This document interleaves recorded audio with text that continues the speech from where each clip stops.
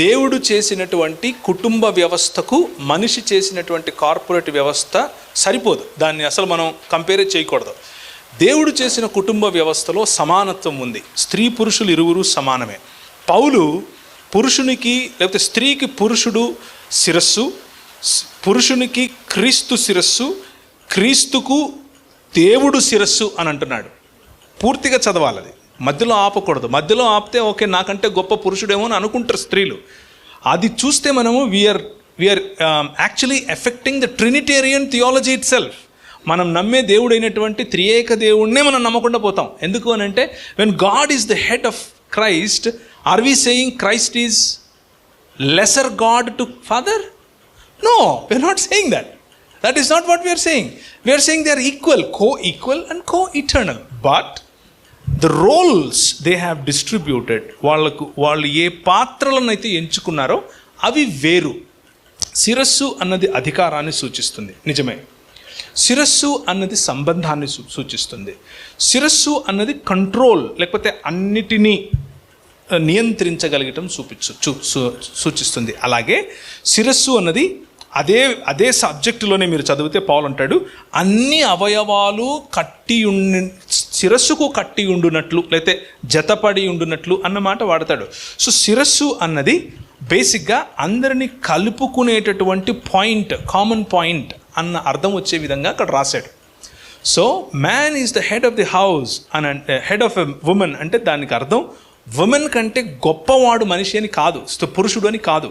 పురుషుడు కుటుంబాన్ని ఒక చోటికి కట్టుకునేవాడు. కుటుంబాన్ని, రెండు కుటుంబాలను, తన తల్లిదండ్రుల కుటుంబాన్ని, మీ కుటుంబాన్ని కూడా, అంటే భార్య యొక్క కుటుంబాన్ని కూడా కలుపుకోగలిగినటువంటి కేంద్ర బిందువు అయిన వాడు. అది ఆయనకి ఇవ్వబడినటువంటి బాధ్యత. అంత మాత్రమే కాదు, పోషించాల్సినటువంటి బాధ్యత. అంత మాత్రమే కాదు, నియంత్రించాల్సినటువంటి బాధ్యత. అంత మాత్రమే కాదు, ఈ పనులన్నింటిలో కూడా స్త్రీ నుండి సమభాగీదారి లేదా సాటి అయిన సహాయాన్ని తీసుకునే బాధ్యత కూడా ఇతనిదే. సో పురుషుడికి ఆ బాధ్యత ఇవ్వబడింది. అధికారంగా చూస్తే అది అధికారంగా కనిపిస్తుంది, బాధ్యతగా చూస్తే అది బాధ్యతగా కనిపిస్తుంది. స్త్రీకి ఇవ్వబడినటువంటి బాధ్యతలు ఉన్నాయి. మీరు ఇంతవరకు చదివినట్లు ఉత్తమమైనటువంటి స్త్రీ లేకపోతే గుణవతి అయిన స్త్రీ చేసే పనుల గురించి మీరు చదివారు.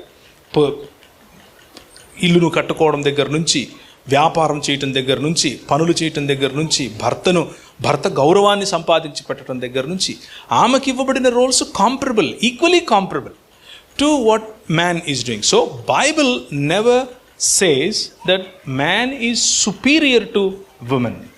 It is not a hierarchy like corporate. It is a hierarchy which is parallel.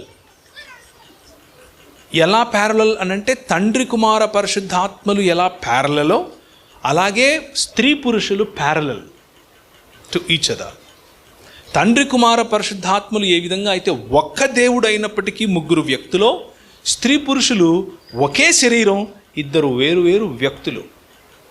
The closest example that we have for our God is man and women uniting together. దాన్ని మించిన ఎగ్జాంపుల్ లేదు, ఇవ్వలేదు దేవుడు బైబిల్లో. ఇదొకటే ఇచ్చాడు. Man and women, though they are two different bodies, they are united as one body.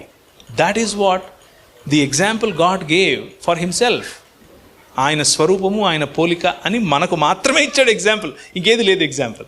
So there is no hierarchy.